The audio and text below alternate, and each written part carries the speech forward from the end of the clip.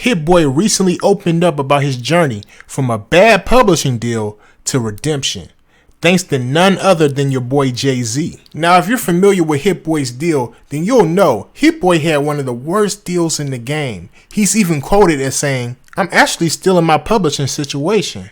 I signed when I was 19 years old and I'm 37. So I've been in the deal a long time with Universal Publishing." Okay, so that's what Hit Boy said before Jay-Z and Roc Nation stepped in. Now here's what Hit Boy had to say after Jay-Z and Roc Nation stepped in. Hit Boy said, "They really got me to a place I'm in now, where I have an end date. But before, my whole career, I was working without having an end date. The way we really get our money is through publishing." Hit Boy also said, "That's going to be like life-changing for me, just to even have freedom as a grown man. I haven't been able to go do other deals or go get advances in different places like my counterparts have. I eat very well, but I know what it's really supposed to be." Okay, so that's all that Hit Boy said. Personally, I just want to start off by saying shout out to Jay-Z and Roc Nation for getting such a legendary producer out of such a bad contract. A lot of artists and producers in situations like that, they never truly recover and they never truly get what they truly deserve. You know, Jay-Z always gets a bad rap. A lot of people say he messed with people's careers in a negative way. However, from what I'm seeing, he also helped a lot of people's careers in a positive way. Like Hit Boy, I did a video on how he helped Talib Kweli, how he helped Cameron. That's one of my biggest short/reels on Instagram, is the clip of Cameron talking about how he needed all those signatures to move on past Rockefeller, and Jay-Z was that one signature he really needed, and Jay-Z signed off on it without any problems, regardless of the fact that they was beefing at one point. Jay-Z isn't going to get in the way of a talented artist or producer making him and his company money. Jay-Z recognized Hit Boy's talent and potential, and he also saw the unfairness of the situation Hit Boy was in with his publishing deal. Now, Jay-Z has stepped in as a mentor for Hit Boy, and he guided him through the whole process and renegotiated his deal. And that also helps both Jay-Z and Hit Boy. Now, even though Hit Boy is straight, I don't want a lot of artists and producers thinking they can just get out of these type of situations. That's not the case. So, I want to kind of transition over into the publishing side of the discussion and let y'all understand how this business kind of work a little bit, and understand that Hit Boy is a legendary producer. So if this can happen to him, imagine what this can do to just an up and coming producer out of nowhere, like who just signed in a bad publishing deal. In most cases, you're never going to recover from this. So that's why I always tell artists and producers, stay independent. Stay independent, build your buzz up. Then if you do want to go major, the ball is in your court. Now you can sort of dictate the terms a little bit, or you can just stay independent and run the bag up, right? That's what I say. Because these contracts are so bad out here. A lot of people just want to be in the music industry and be famous, but they don't really understand how bad these publishing deals are.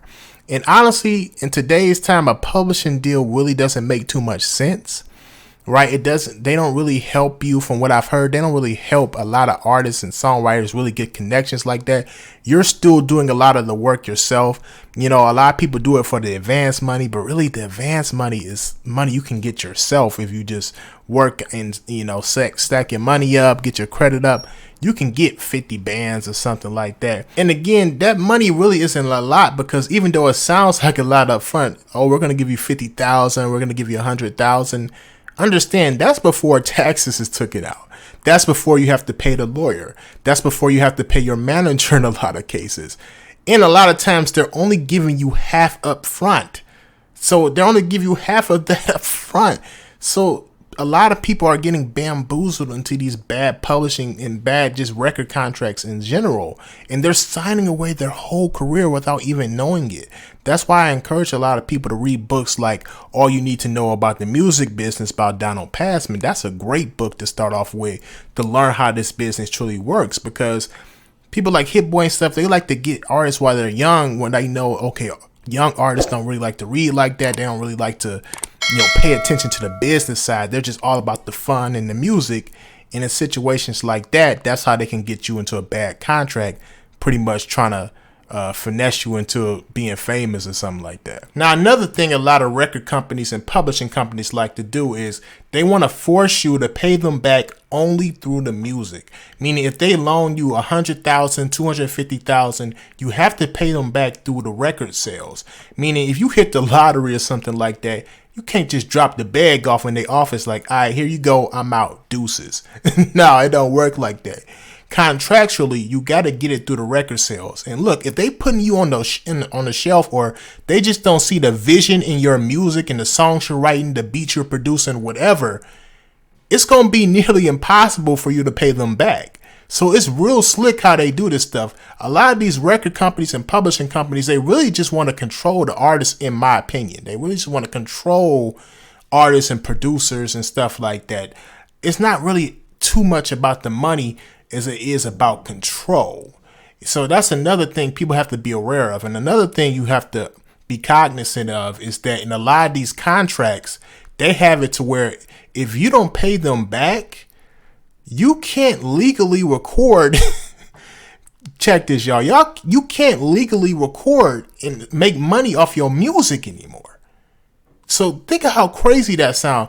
If you're a songwriter, a producer, artist, they'll have it to where they can actually sue you for releasing music and trying to gain a profit off it until you actually pay them back through the music, and that's what's called recouping in the music industry. Until you recoup your contract, you can't even make music no more. So that's a huge risk. That's a huge red flag to me.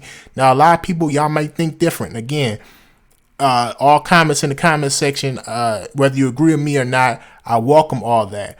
Me personally, though, I don't think that's the right move, y'all. I don't think that's a good move for you to sign a contract where if you don't pay them back, you can't even release your music. And a lot of older artists, another thing that goes on with a lot of older artists is a lot of the hit records, they can't even perform those hit records no more. So they'll do like shows and stuff, and the crowd be like, yo, perform this song, perform that song. And legally, they can't even perform the song, simply because they haven't fulfilled their contract. So when you see these artists out here doing desperate stuff like, yo, why is this person wearing this? And why are they painting their nails that way? And why, I thought this person had hit records and they this old. Why are they still doing these stupid commercials and acting crazy and all this stuff? Why are they doing all that? Because a lot of times they still need the money. Understand, a hit record doesn't mean these people are rich. A lot of times their contracts are so bad. Their contracts are so bad that they can have multiple hit records and still owe the record company. That's why I like to let a lot of artists know, hey, you can stay independent. You don't have to go that route, right? You don't have to go that route. Like Hit Boy got so many hit records he has produced. It is insane that they would even do him like that. Right, out of respect, they should just be like, we can throw this contract out the way. New contract for you. You've done so much for us. You've made us so much money. You've produced all these legendary songs, and they still was doing him dirty. It took somebody like Jay-Z to step in and say, yeah, that's over with. And I make this video not to talk down on artists and their situations. I make this video to let the audience know, like, hey, the music industry ain't all glitter and glamour. The music industry got a lot of dirt behind it, and the business is terrible. Honestly, I think the business in the music industry is the worst business on earth. Like, think about it. Every other business on earth, like, you have rights, right? The music industry, I should say, there's no rights. They don't even have unions in the music industry. Who does that? Like, how do you not have a union?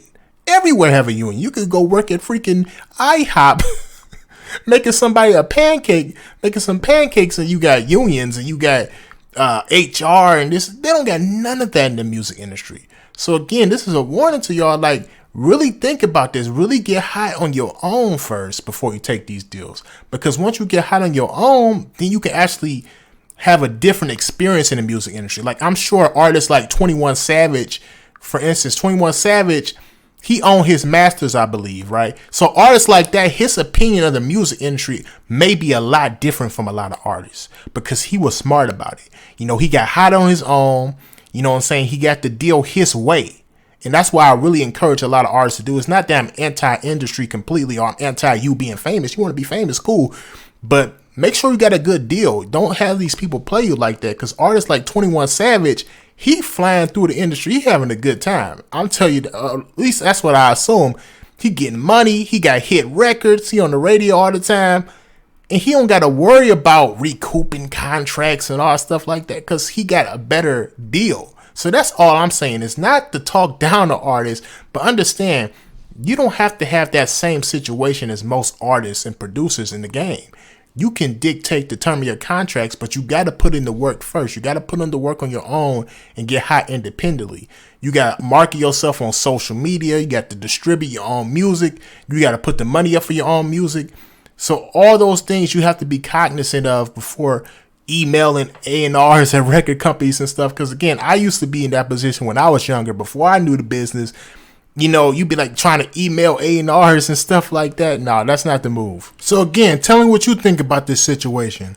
And remember, like, comment, and subscribe. And make sure you hit that bell icon to be notified every time I post. Peace.